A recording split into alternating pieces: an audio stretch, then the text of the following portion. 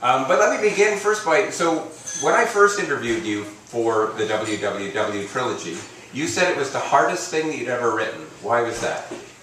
You know, when I started writing this trilogy, I spent 6 years on and off writing this trilogy, and the whole trilogy takes place in a period of a few weeks if you read the 3 books. But I took 6 years writing it, and the World Wide Web changed enormously. The world changed enormously in those 6 years.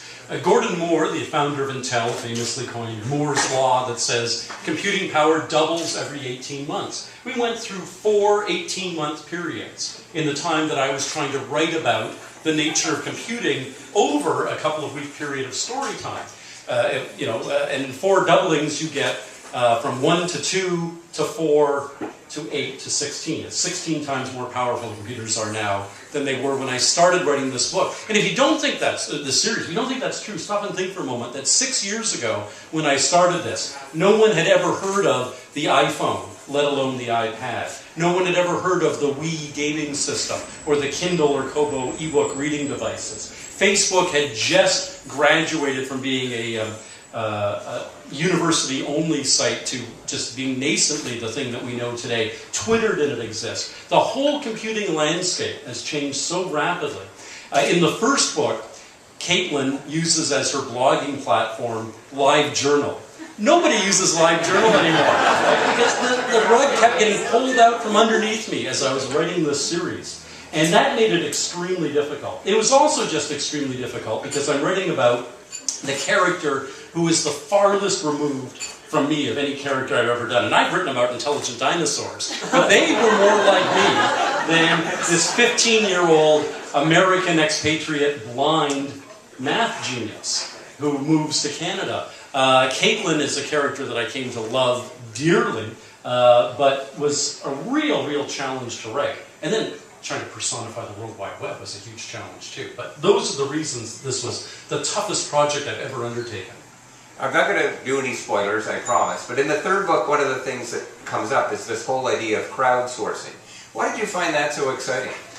You know, and how did it shape the novel? Let's bring it back to literary. Well, we're just sucking up to the crowd here, right? The crowd, wisdom of the crowds is what it's all about. That's a very good question. One of the things that I wanted to do with this series, Penguin also publishes William Gibson. I'm friends with William Gibson, he's a great guy. And he kind of set the template for science fictional treatments of the online world when he wrote Neuromancer, which is now, came out in 1984, kind of an interesting year for it to come out of, well over a quarter of a century ago. And in Neuromancer, computing power was in the hands of this elite, cyberpunk, streetwise underground. It wasn't distributed amongst the whole population. And a lot of science fiction has almost been an alternate history of computing for the last quarter century, because it branched off when Bill wrote Neuromancer and went in a different direction. The real world is all about everybody contributing and collaborating online. That was something that nobody predicted. You know, when Tim Berners-Lee created the World Wide Web at CERN, he was hoping that academics would have a way of less tediously looking up the references in academic papers. When it says, see so-and-so, page 1, blah, blah, just click on the hyperlink. All he wanted to do. Nobody envisioned the wisdom of the crowds that collectively, billions of us, would bring our aggregate intelligence to bear on the problem of creating an encyclopedia, like Wikipedia. The problem of how you get people to know about books, which are through online reviews and blogs, library thing, discussion sites, all that sort of thing. So I celebrate, and you're right, it does figure prominently in the novel, without giving anything away, wonder, the wisdom of the crowds, because that turned out to be, in some sense, the greatest gift that the World Wide Web as a structure gave us, the ability for everybody's little tiny mosaic piece of contribution to make things that individually, or even we would have thought collectively, we were incapable of as a species. Yeah, I found it a really empowering part of the book, actually. And I also think it's one of your, well, you've written other books that have had politics in it, but this seemed to be one of the more political books you've written. I get more and more interested in politics as time goes by. Partly because politicians screw us more and more. They can't. I thought they could be left to their own devices and wouldn't do any harm. But in fact, we live in a world now where we have an enormous worldwide effort to bring democracy to other countries. The United States obviously is fighting 2 or 3 wars, depending on how many you count currently on that front. We're involved in doing that as well. And yet voter turnout in our country and in the United States is down, not up. We fight to give other people this right, and then we just abrogate it ourselves. And I think it behooves us to be very politically aware. And you're right, this series is very much, especially in the 3rd book, we get very much into the politics. And I think that's just important. If we want, you know, I look at, I guess, my own past. 2001, A Space Odyssey was a seminal movie for me. My dad took me to see it in 1968 when I was 8 years old. It was in first run here in Toronto. And that was, it looked like a reasonable future that we might have had by the time I was 41 in 2001. We didn't get it. Why didn't we get it? It wasn't because technologically we couldn't build cities on the moon, or we couldn't have developed interplanetary travel. It was because politically we chose to do other things, some wise and some ridiculous, like hemorrhaging money into pointless wars. And I became aware of the fact over the last decade, really starting with the failure of us to get the 2001 that I was promised, that it isn't the excitement of what we can all dream up as science fiction writers that shapes the future. It's what little bits that politicians either steer us here or steer us there. And so we have to take a significant interest in that. As science fiction writers, we have to also be very interested in politics. So get out and vote for whoever you want to vote for, but make sure you vote in this upcoming election. Ed the Sock is running, by the way. One last question.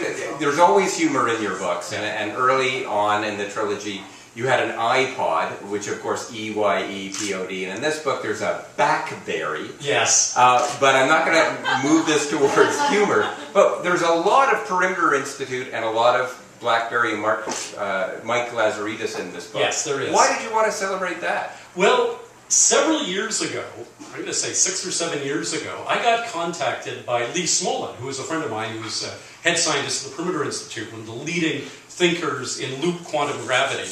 And he said, hey, you know, my boss, Lee's boss, Mike Lazaridis, who co-created the BlackBerry and co-founded Research in Motion, is a big fan of your books. I thought, wow, that's really cool. A billionaire likes my books.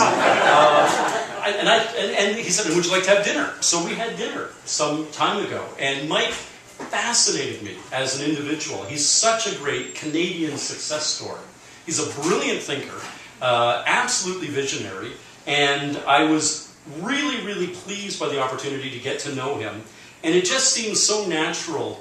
You know, in my earlier books, people sometimes said, nothing like that could ever possibly happen in Canada. I would have high-tech breakthroughs happening in this country.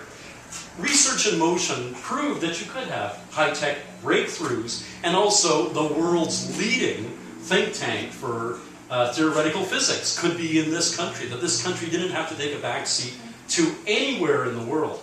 And since I am friends with Mike, it just seemed fun to be able to include him in the book. But I have to say, I'll just end on this little point here. He's not the only billionaire that I've had the pleasure of meeting. I had the great pleasure of, while I was working on this series, just before Wake came out, of giving a talk on the potential of the World Wide Web gaining consciousness. And I was invited to speak at the Googleplex, which is the international headquarters of Google. And Larry Page, co-founder of Google, came to my talk, which was a wonderful experience. And when Maclean's interviewed Jeff Bezos, who is the founder of Amazon.com, about Amazon coming into Canada, Amazon.ca, of course, and he was concerned that this American behemoth was going to come in and trample over all of our wonderful Canadian booksellers, like Back to Phoenix and everybody else. And Brian Bethune, the books editor for Maclean, said to Jeff Bezos, I bet you don't even read any Canadian authors. And the answer as printed in Maclean's is, that's not true. I read Robert J. Sawyer. So I'm always cultivating the interest of billionaires, because you never know when you're going to need a billion here or there.